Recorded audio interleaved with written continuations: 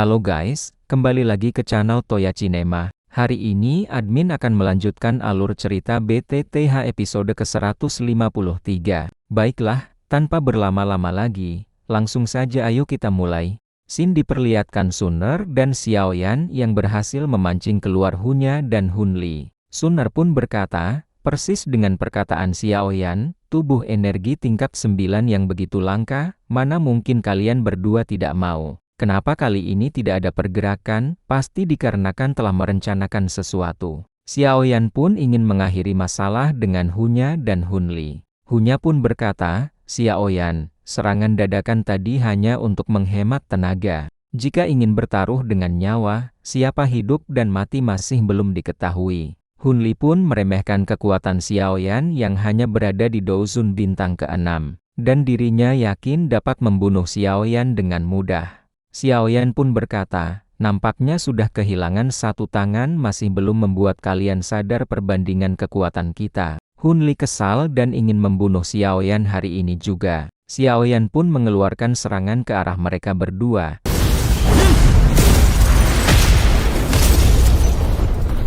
Hunya dan Hunli juga ikut membalas.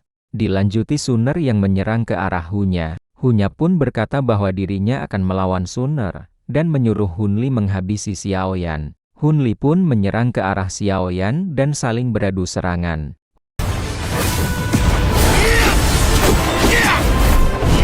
Hunli mengeluarkan kekuatan tatoklannya dan membuat Xiaoyan terlempar.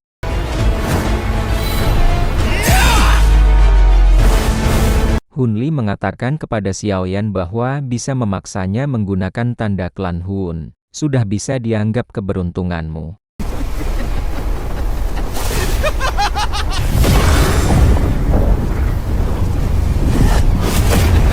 Hunli berkata bahwa tanda klan adalah teknik rahasia paling kuat di dunia. Bukan hanya meningkatkan kekuatan, tetapi juga tidak memiliki efek samping saat menggunakannya. Dirinya pun mengejek Xiaoyan tidak berhak mendapatkan tato klan karena klan Xiao sudah hancur. Hunli pun menyerang ke arah Xiaoyan dengan kecepatan tinggi.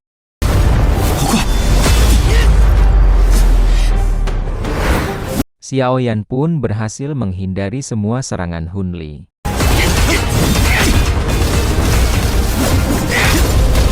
Xiaoyan mengeluarkan teknik api perubahan dan kembali beradu serangan dengan Hunli. Hunli menyadari bahwa Xiaoyan mempunyai tato klan Xiao dan mengira bahwa dirinya mungkin salah lihat. Xiaoyan segera menyerang ke arah Hunli dengan mengeluarkan teknik dari klan Gu yang membuat Hunli terlempar.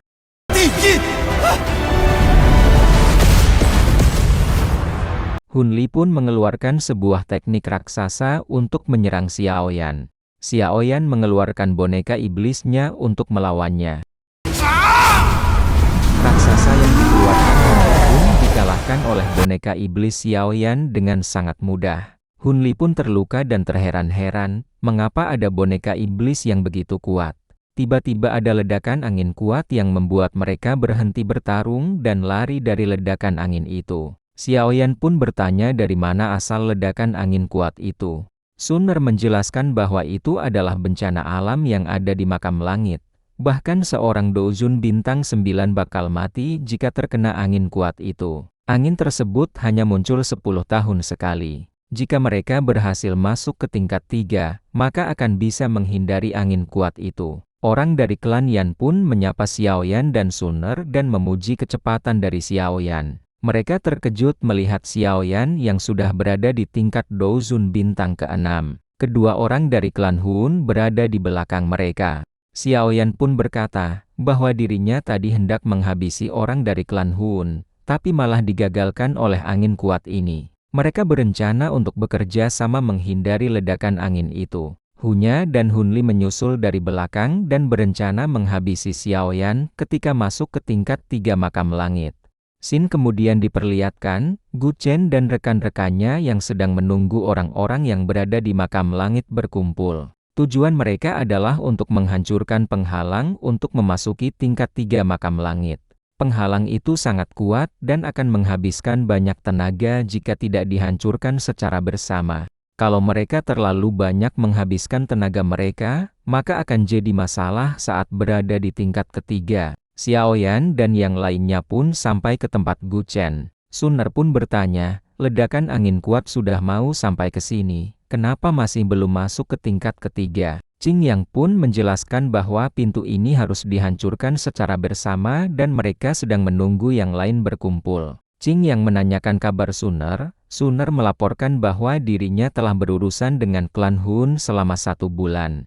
Mereka pun sangat marah karena tindakan dari klan Hun. Orang-orang dari klan lain akhirnya sampai, termasuk klan Hun. Gu Chen pun berniat ingin menghabisi Hunya Hunli dan ditahan oleh Xiaoyan dan Suner. Qing Yang menjelaskan masalah yang ada di sana dan meminta mereka untuk bekerja sama menghancurkan penghalang. Mereka pun setuju dan ingin bekerja sama. Dan jika ada yang ingin membuat masalah, maka mereka tidak akan melepaskannya. Qing Yang dan rekan-rekannya pun maju untuk menghancurkan penghalang. Penghalang itu sangat keras dan berhasil dihancurkan Qing Yang dan teman-temannya. Ledakan angin kuat telah mendekati mereka. Qing Yang menyuruh mereka untuk tidak panik karena angin itu tidak bisa mendekat ke mereka. Mereka pun mencoba menembus lapisan kedua. Xiaoyan pun menyadari ada sesuatu hal yang aneh, ada energi yang merembes keluar dari dinding yang berada di sana. Dinding di sana bahkan bisa memperbaiki diri. Lapisan pertama yang tadinya dihancurkan menutup kembali.